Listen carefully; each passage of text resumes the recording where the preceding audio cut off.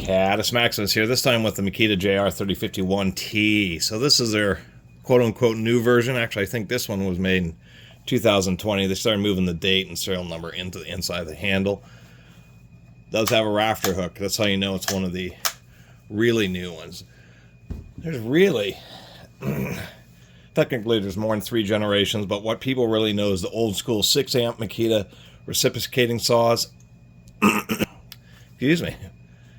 Then they know the newer body style like these, but there are two. There's the the 3050T, and then there's the 3051. The difference is the 3050T had a 9-amp motor, where this is upgraded to a 12-amp motor. And on the 3050, they had a quick release button to allow the shoe to be more easily adjusted. They had a lot of trouble with that. And to tell you the truth, I bought this at an estate sale on the half-off day for an excellent price. I was blown away that it hadn't sold by the Sunday half-off. But funny thing was, like a week later, I saw one of the 3050s actually at a Goodwill, which my particular one hardly ever has any tools, but they had one of those and it was missing the shoe. So that's the big difference with the 3051 is the rafter hook, and they put on a 12-amp motor. The difference between this and a 12-amp kind of entry-level Milwaukee and the DeWalt's, they've reciprocating saws have essentially converged to where it doesn't really matter you buy what brand you buy. For the basic ones, they're all going to have a bell crank system. What that means is it's like an angle grinder. You just have a bevel gear coming in and then a big round gear here, and then this is just like a connecting rod that connects to it, kind of like a one-cylinder engine. And it's simple. It's just a more simple system, and it's cheaper for them to manufacture than the previous one where they had like a finger system which rocked back and forth. It was lighter weight, had less vibration, but is more expensive. And even Milwaukee, who really was the founders of that finger system, they actually had the original patent on it, only use that on their big 15-amp, super Sawzalls. I mean, it's pretty smooth.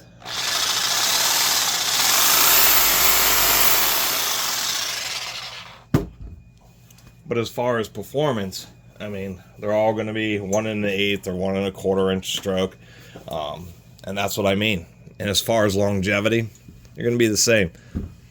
But it's always kind of nice to have beaters. So anyway, on the newer one, they just use a socket head calf screw and just screwed this on.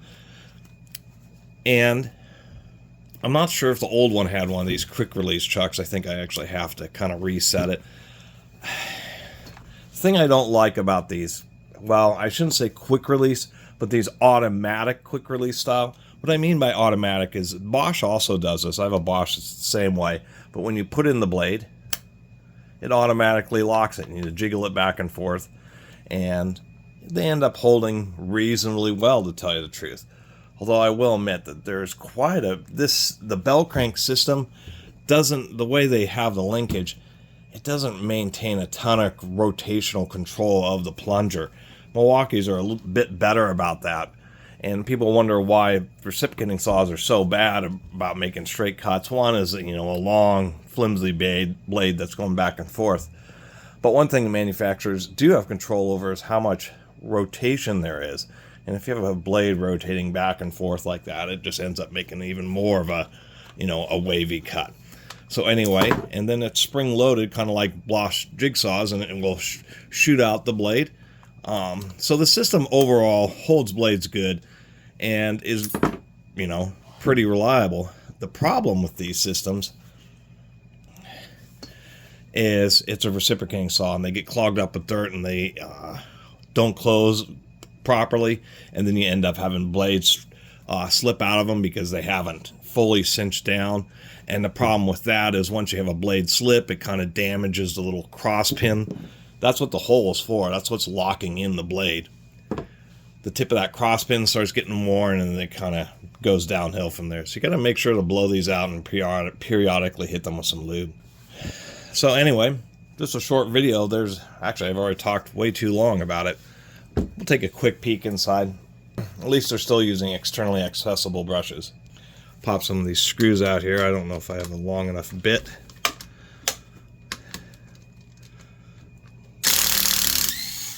And yes, Makita, almost all manufacturers have switched to Torx screws, but Makita, being a Japanese-based manufacturer, is still using JIS, or Japanese Industrial Standard screws, even to this day.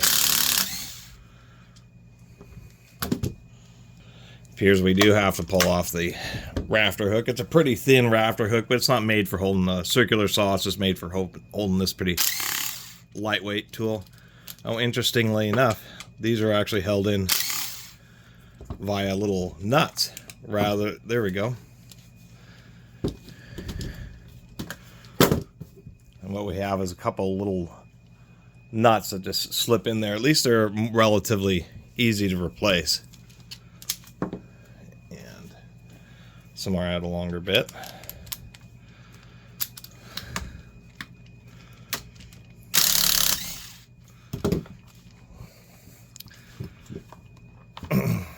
Come on, handle. There we go. I kind of work these things off. There we go.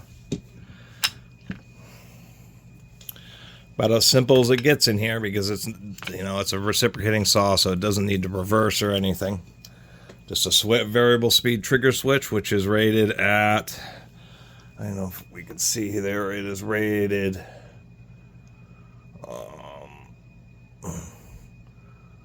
what is that? I can't even read it.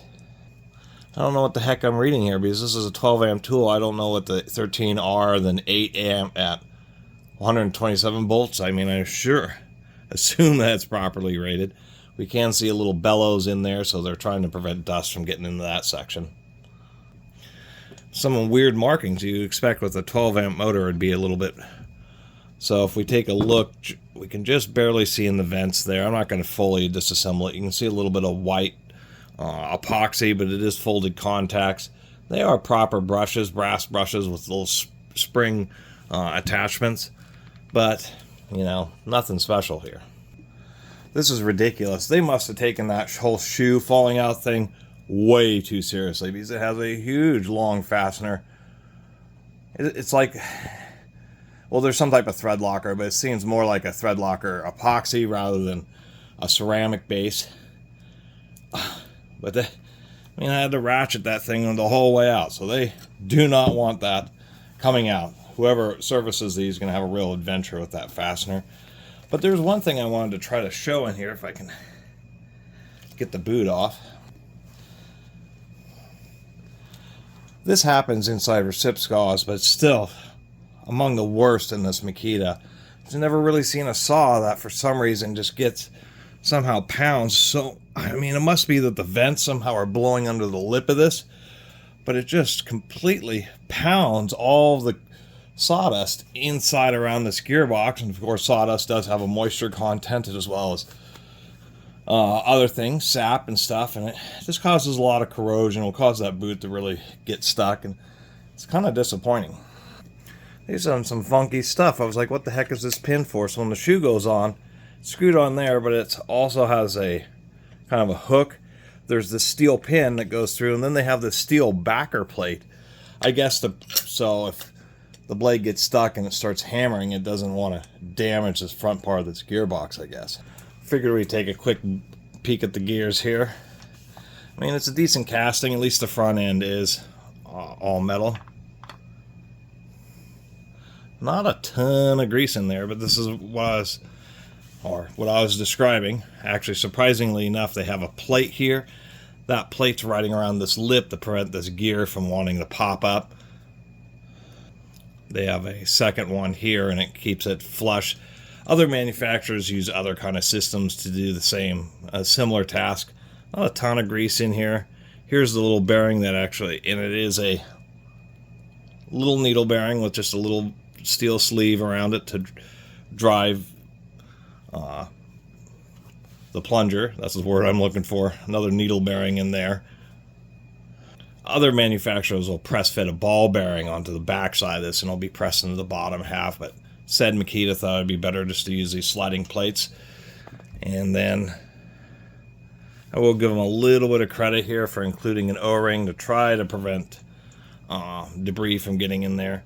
The rotating of the shaft is this right here, is that play. Other manufacturers have that really down tight.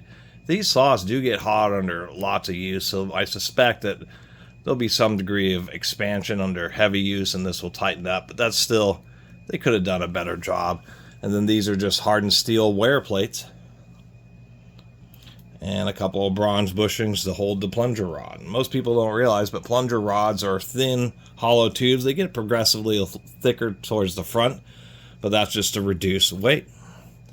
Anyway, there's a little look inside the Makita JR3051T. Thanks for watching.